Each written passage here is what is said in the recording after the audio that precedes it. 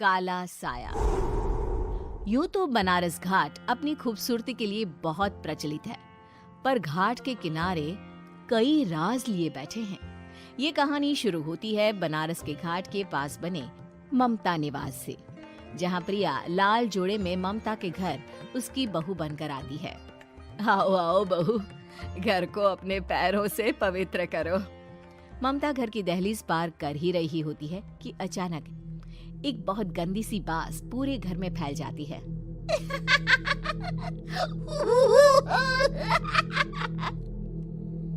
ये बदबू और ये आवाजें, ये कौन हंस रहा है माँ? अब ये पड़ोसी ना हमारे थोड़े अलग से है। कहाँ हम शाकाहारी और ये मांस मच्छी खाने वाले। छोड़, तू ध्यान मत दे और गृह प्रवेश कर। और हाँ बहू, अपनी सास की एक बात हमेशा याद रखना, इन पड़ोसियों से तो कभी बात नहीं करेगी। अच्छे लोग नहीं है ये। अपनी सास की ये बात मानेगी ना बेटा? हाँ माँ, जो आपकी मर्जी, मैं उनसे बात नहीं करूंगी। अगले दिन प्रिया अपनी पहली रसोई बनाने रसोई घर में जाती है। ये छोकी बात तो नाक में जा रही है। एक काम करती हूँ, खिड़की खोल देती हूँ। प्रिया खिड़की खोलने जाती है। इतने जाले, लगता है इस खिड़की को कभी खोला ही नहीं गया। पर ऐसा क्यों? ओह, नॉन वेज की स्मेल आती होगी ना। 2 मिनट के लिए खोल लेती हूँ, फिर बंद कर दूंगी।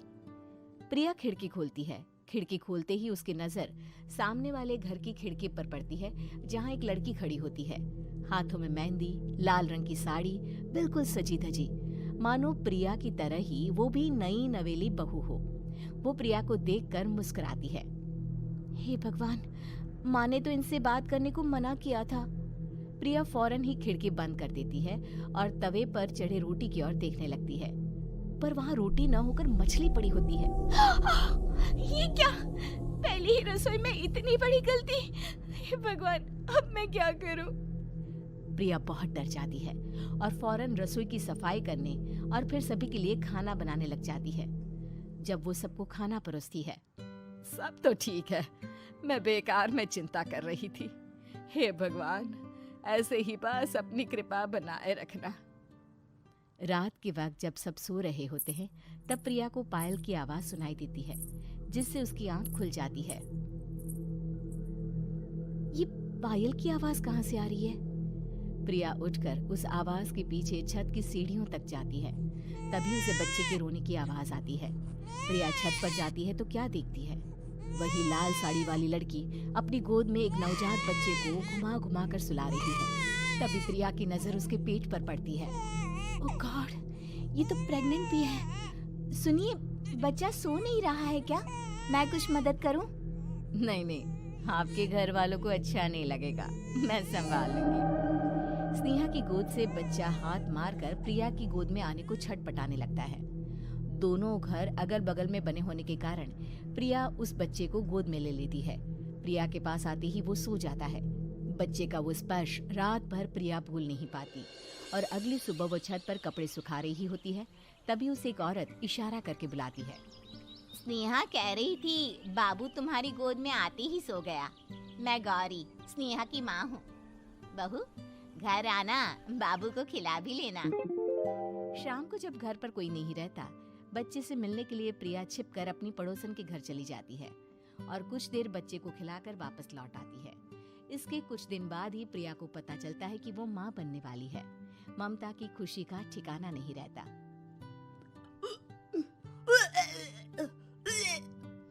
माँ जी, पता नहीं क्यों उल्टी आ रही है। प्रिया भागती हुई वॉशरूम में जाती है तो हरे और लाल रंग की उल्टी करती है। उस उल्टी में से कीड़े निकलते हैं। ये क्या?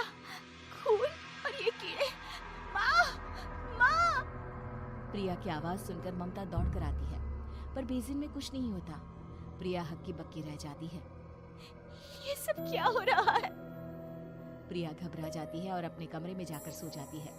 डर के कारण वो इतनी थक जाती है कि उसकी आंख लग जाती है। तब उसे ऐसा लगता है उसके पेट पर मानो कोई बैठा हुआ हो। कौन हो? प्रिया के पेट पर एक 5 महीने की बच्ची बैठी हुई थी, जो बुरी तरह जली हुई थी। माँ, तुम ही मुझे लाई ना अपने पेट में। मैं तुम्हारी माँ नहीं हूँ। कौन हो तुम? माँ, देखो मैं जल गई बुरी तरह से। 6 महीने पेट में रहने को भी मुझे नहीं मिला। सहला दो ना माँ। बचाओ! बचाओ! माँ! ममता दौड़कर कमरे में आती है। प्रिया की बातें सुनकर वो सब समझ जाती है। तू कहीं बगल वाले घर में तो नहीं जाकर आई ना बहू? मुझे माफ कर दो, मैं गई थी माँ। उस घर में सब मरे हुए हैं बहू। कई साल पहले स्नेहा उस घर में बहू बनकर आई थी। कुछ ही दिन में वो एक बच्चे को जन्म देने वाली थी। पूरा घर बच्चे के आने की खुशी में खोया था कि एक दिन अचानक उस घर में आग लग गई। सब बुरी तरह जलकर मर गए। गौरी आज भी दादी बनने का इंतजार कर रही है और इसीलिए स्नेहा ने अपना अजन्मा बच्चा तुम्हारी कोख में डाल दिया। ममता ये कह रही होती है कि पीछे से उसके पैरों को एक बच्चा पकड़ लेता है। दादी, दादी। माँ, स्नेहा की गोद में यही बच्चा था। ये बच्चा कौन है फिर? तेरी मौत है। तेरी भी दादी। जिस चीज का ममता को डर था वही हो गया। ममता निवास के ऊपर मौत ने चादर बिछा दी थी। प्रिया का पेट ऐसे बढ़ जाता है मानो 9 महीने का हो। 2 हाथ उसके पेट से बाहर निकलते हैं। बहू, संतोष को फोन कर, किसी पंडित जी को बुला बहू। प्रिया का पति भागता हुआ घर आता है। ये तो होना ही था माँ। तेरा पाप तेरे सामने आ गया तो तू सह नहीं पा रही है। स्नेहा घर में आग लगी नहीं थी, माँ ने लगाई थी, प्रॉपर्टी की लालच में। और वो बच्चा मेरी पहली पत्नी का बच्चा है, मेरा बेटा, जो कि उस आग की चपेट का शिकार हो गया था। मैंने तुमसे ये सब माँ के कहने पर छुपाया था। मुझे माफ कर दो प्रिया। तुम अगर चाहो तो यहाँ से जा सकती हो। मैं तुम्हें किसी भी बंधन में रखना नहीं चाहता। मेरी शादी हुई है आपसे, मैं आपको छोड़ नहीं सकती, पर उससे पहले हमें स्नेहा, उसकी माँ और बच्चे की आत्मा की शांति करवानी होगी। संतोष और ममता गौरी के घर जाते हैं। अंदर सब कुछ जला हुआ होता है। जमीन पर जली हुई लाशें बिखरी हुई थी। ममता रो रो कर अपनी करने की माफी गौरी से मांगती है। प्रिया स्नेहा के घर वालों का अंतिम संस्कार करवा देती है और ममता निवास फिर से आत्माओं के साए से मुक्त हो जाता है।